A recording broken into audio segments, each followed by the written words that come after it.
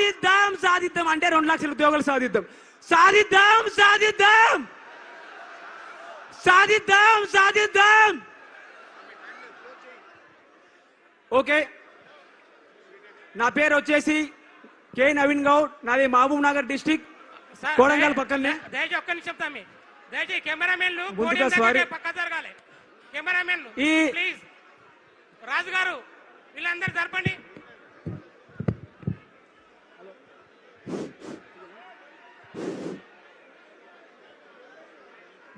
Hello hello hello hello రావట్లేదు. Hello hello hello hello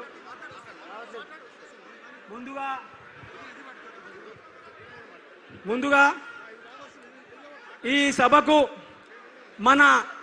మన బాధలను తెలుసుకోవడానికి యువ సంగ్రామ సదస్సుకు వచ్చేసినటువంటి కాబోయే సీఎం గారికి, మన కేటీఆర్ అయినటువంటి కేటీఆర్ సార్ కు స్వాగతం సుస్వాగతం. యంగ్ డైనమిక్ లీడర్, దేశంలోనే ఐటీ మినిస్టర్ అంటే ఎలా ఉండాలని నిరూపించినటువంటి మన కేటీఆర్ గారు. థ్యాంక్ యూ అన్న, థ్యాంక్ యూ సో మచ్. నా పేరు కే నవీన్ గౌడ్, అది మహబూబ్నగర్ డిస్ట్రిక్ట్ అన్న. విషయం ఏంటంటే మనకు అందరికీ తెలుసు అన్న, మేము దాదాపు 1 నెల రోజుల నుండి ఎస్ఐ కానిస్టేబుల్ పోస్టులు పెంచాలని దాదాపు 1 నెల రోజుల నుండి దిల్సుఖ్ నగర్ లో వానకు తడుచుకుంటూ ఎండకు ఎండుకుంటూ ప్రోగ్రాలు చేస్తుంటే మా సీఎం 2000 పెంచుండు, 5000 ఉన్న నోటిఫికేషన్ 2000 పెంచుండు. సీఎం రేవంత్ అన్న, మన పని అయిపోయింది,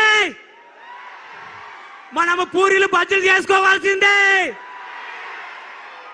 నెక్స్ట్ 2 ఇయర్స్ తర్వాత మన పని ఏందో అనేది ఇప్పుడే డిసైడ్ చేసుకుందాం. ఎందుకంటే అయిపోయింది మన పని. గోయిందా వెంకటరమణ, గోయిందా గోయిందా. మనం అంతవరకు తెచ్చుకోవద్దు. సీఎం రేవంత్ రెడ్డి అన్న, ఇదే నిరుద్యోగులు కాంగ్రెస్ ప్రభుత్వం వస్తే మాకు 2 లక్షల ఉద్యోగాలు వస్తాయని మనం గెలిపించుకున్నాం.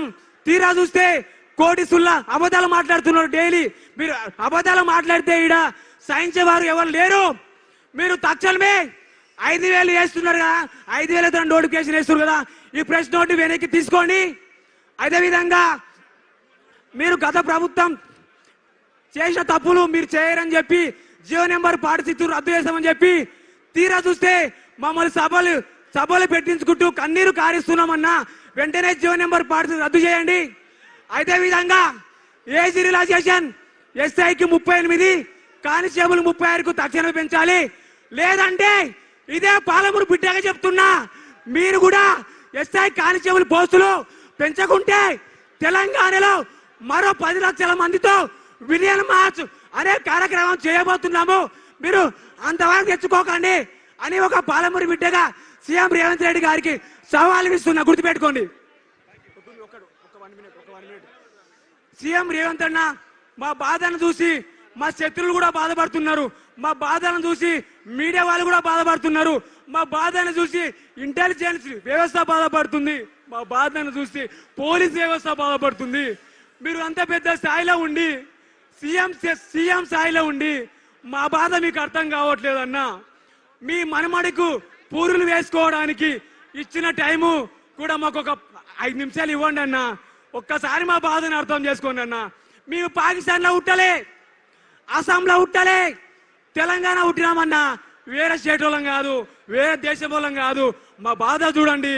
మీరు కూడా ఈరోజు ఈవినింగ్ వరకు ఇచ్చిన ప్రెస్ నోట్ ని 7000 నోటిఫికేషన్ ఇస్తామని చెప్పారు కదా, ఆ ప్రెస్ నోట్లు వెనక్కి తీసుకోండి. లేదంటే గోయిందా గోయిందా వెంకటరమణ గోయిందా. నెక్స్ట్ ఎలక్షన్ లో నేను చెప్తున్నా కేటీఆర్ అన్న, నిరుద్యోగి సర్వే చెప్తున్నా, మీరు కూడా 1 సంవత్సరంలో 2 లక్షల ఉద్యోగాలు భర్తీ చేస్తామని చెప్పారు కదా, మీరు కూడా ఈ 2-3 నెలల్లో 2 లక్షల ఉద్యోగాలు భర్తీ చేయకుంటే సీఎం రేవంత్ రెడ్డి గారు గుర్తుపెట్టుకోండి, కోడంగల్లో డిపాజిట్ కూడా రాకుండా చేసే బాధ్యత, కోడంగల్లో డిపాజిట్ లేకుండా బాధ్యత ఒక పాలమూరు బిడ్డనే తీసుకుంటాడని సీఎం రేవంత్ రెడ్డి గారికి సవాలు విసురుతున్నా, గుర్తుపెట్టుకోండి. మీ గుండెల మీద రాసి పెట్టుకోండి. మామ్నార్లో 14 అసెంబ్లీ స్థానాలకు 12 సీట్లు ఇచ్చినాం. ఒక బాధతోనే చెప్తున్నా, మీరు కూడా వెంటనే ఉద్యోగాలు భర్తీ చేయకుంటే మహబూబ్ నగర్ లో ఒక్కటంటే ఒక్క సీటు కూడా రాని అని బిడ్డ గుర్తు పెట్టుకో సీఎం రేవంత్ రెడ్డి గారు. Okay, thank you. ఇప్పుడు సోదరి అస్మా గారు మాట్లాడతారు. జై తెలంగాణ. గట్టిగా వినిపిస్తలేదు. ఎక్కడికి వినిపించాలి?